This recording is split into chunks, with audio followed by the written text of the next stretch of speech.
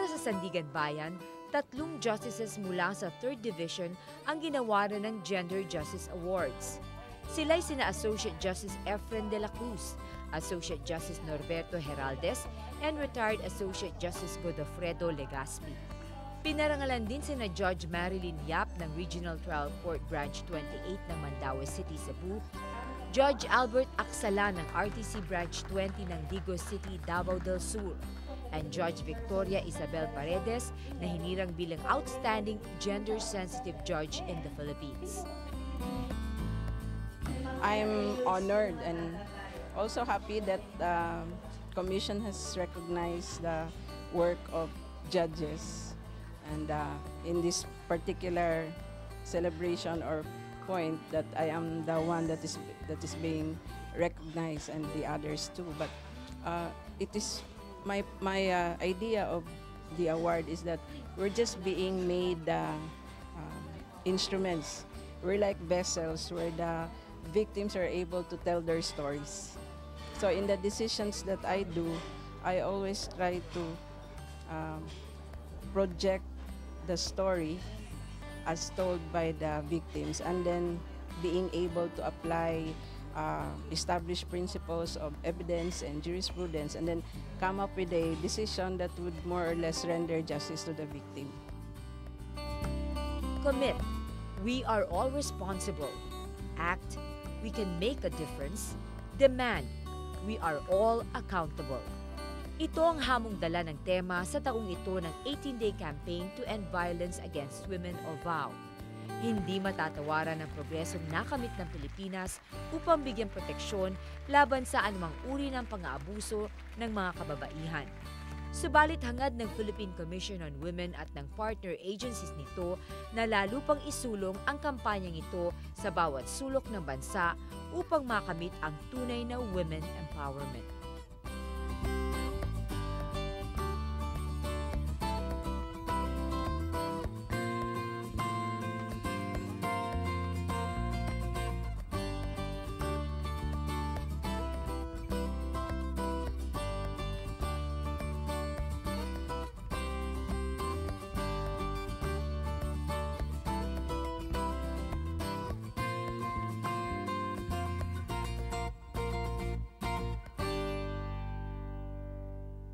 Ang focus natin for this week's episode ay ang naganap na International Conference at 3rd Ministerial Forum of the East Asian Seas Congress.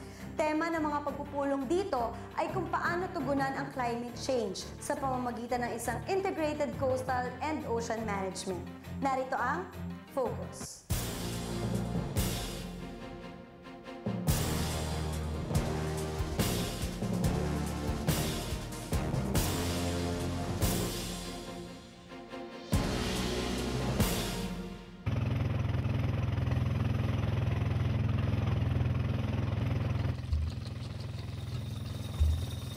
Malaki ang ginagampanan ng mga iba't ibang klase ng anyong tubig sa kabuhayan, hanap buhay at seguridad ng mga taong naninirahan malapit dito.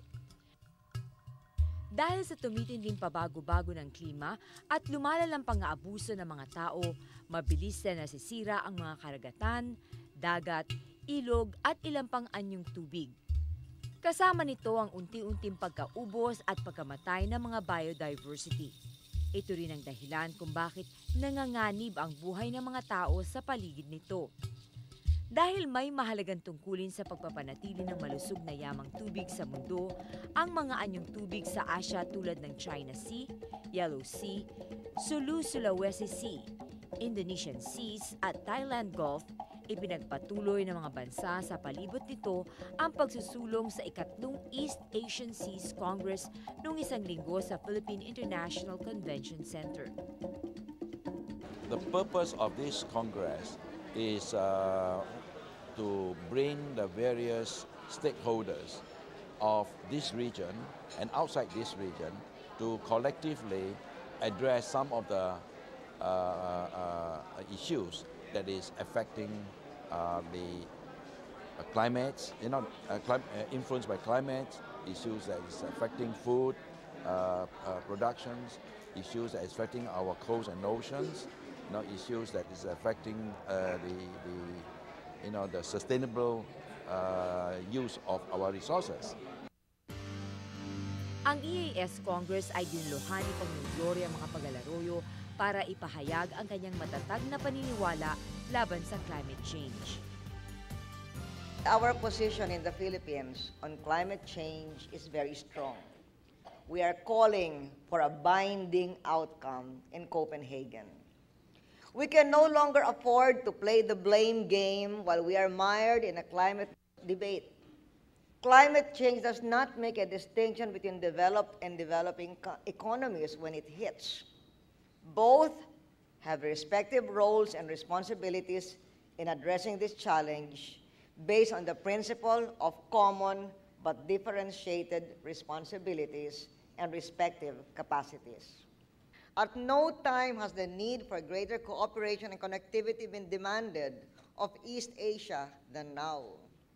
We can come together to work hand in hand to provide assistance and put in place new measures to combat natural disasters.